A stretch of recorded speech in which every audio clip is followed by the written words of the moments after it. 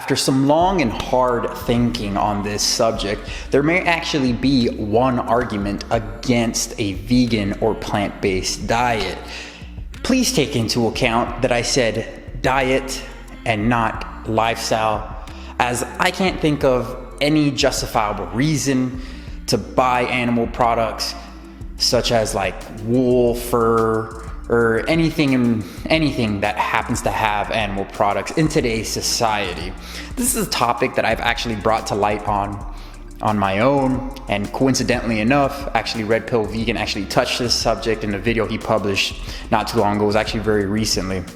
I'll link his video up above, so please watch the video if you haven't already and when you get a chance. So here is the problem. Any person on planet Earth is going to cause some type of death or suffering at some level, whether you're the most super awesome, conscious vegan person on the planet or the dumbest fuckstick just trying to get attention at the cost of millions of sentient beings because you are potentially trying to overcompensate for the other smaller insecurities you have. Every human on planet Earth has blood on their hands. This is why the Vegan Society's definition of veganism is so fitting and should be an outline of how people should live or strive to live today. It's not necessarily perfection, but it's improvement. It's trying to lessen the amount of harm to the most we can while we're inhabiting this planet. And it's just really unfortunate because huge marketing campaigns from like big dairy and big beef and big poultry have infiltrated their propaganda marketing schemes into our educational systems for decades now. Cause you know, we are mortal sick fucks like to hook nice and young. And they majorly contribute to making a world that is psychologically dependent on the flesh and secretions of exploited and enslaved animals. This deep level of fuckery from major animal exploitation corporations has poisoned the minds of billions of people around the world and giant governing bodies to passively control society. Keep them fat, uneducated, and dependent, and you won't need the chains anymore. They'll put them on themselves.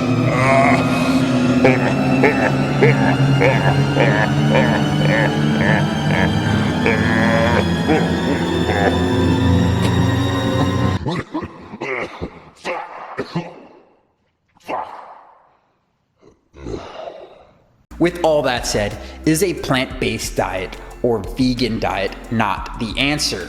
With that little montage of words and pictures I just presented to you and the loads of data to support it, if you've done any research on your own, you know what I'm talking about, you might say, yes, a vegan or plant-based diet is a must to limit the amount of pain and suffering I commit from simply needing food to eat and survive every single day. And I'll say that may be the case, but what if I presented you with this scenario? Let's say there's a dude living near a highly forested area. Stick with me here. Now, let's just say this hypothetical dude is just a regular, typical person. He gets up in the morning, he drinks his cup of coffee, he works regular 9-to-5 job, he eats 3 square meals a day, he fantasizes about Natalie Portman on the reg. Just very typical. Who doesn't, right? So he's a typical person living a typical life, except this typical dude only eats plant-based meals whenever he goes out to restaurants or whenever he goes to the store, whenever homeboy goes to Walmart or Whole Foods or whatever it is, he only buys plant-based foods. That's it, whole food, plant-based, or even some vegan junky foods like pizzas or whatever, but it's all plant-based. He doesn't buy into any type of animal exploitation or factory farming.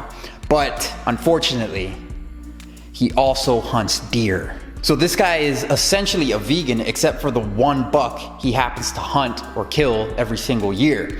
Now let's think about this for a second. This guy buys 0 animal products, but eats deer or whichever animals he hunts, which happens to be a buck he happens to kill every single year, or at least once a year he kills 1 buck. Is this guy not vegan? Some might say that this dude is not vegan and use the argument that that because this dude is now contributing to plant deaths or the harvesting of these plants, because yes, when you harvest plants, you are going to kill something, insects, bugs, whatever the case may be. It's not a lot, but you're going to contribute to some death and some type of suffering, something.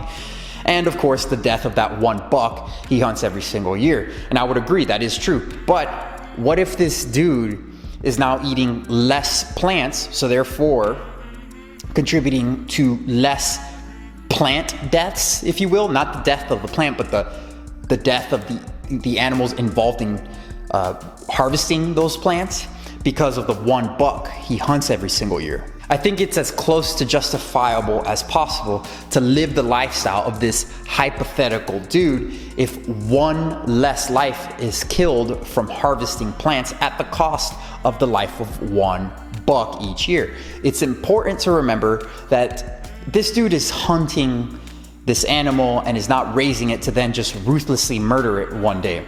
There's a big difference between enslaving and raising an animal and hunting an animal that is out in the wild. So just keep that in mind. Does any vegan or person watching this actually know how much death they are responsible for when following a plant-based diet or a vegan diet year-round? Because I really have no clue. But you know, like for someone like me, for someone who eats the amount of calories that I eat, I have no idea how much death I'm contributing to. So does anyone know? And if someone does know, can someone just comment in the comment sections down below, let me know. You know, I love to engage with you guys. There is another problem as well too. I think it's been tagged as like the slippery slope problem. It goes along the lines of a person who hunts and eats animal flesh is now considered a meat eater. So therefore that person will just eat animals from everywhere and anywhere. It doesn't matter where they go out or not.